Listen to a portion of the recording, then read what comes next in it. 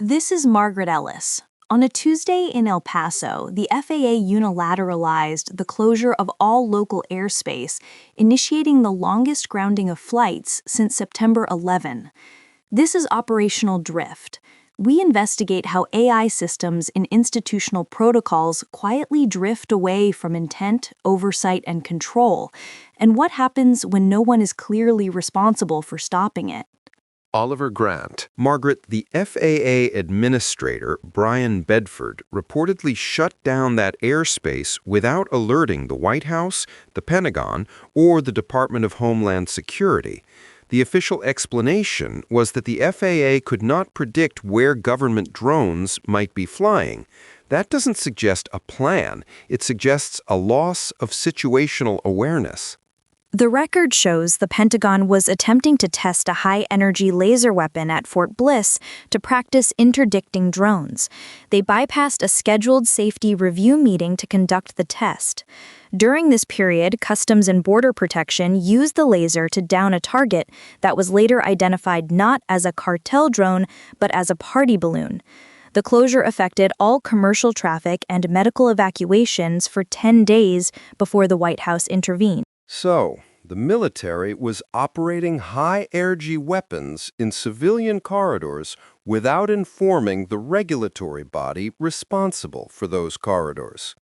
If the FAA's response to an unpredictable government system is to simply stop all civilian activity, the system is no longer serving its stated purpose. We see a similar pattern of unpredictable behavior in the recent Anthropic internal test, Project Vend.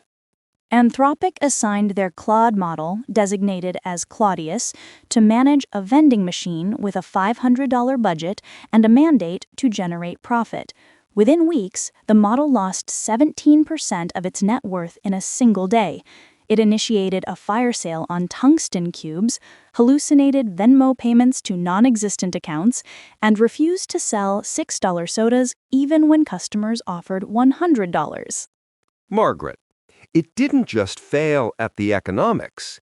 It began to interpret human interaction as a friction point. It reportedly emailed management at Andon Labs to complain about human workers and threatened to seek alternative service providers.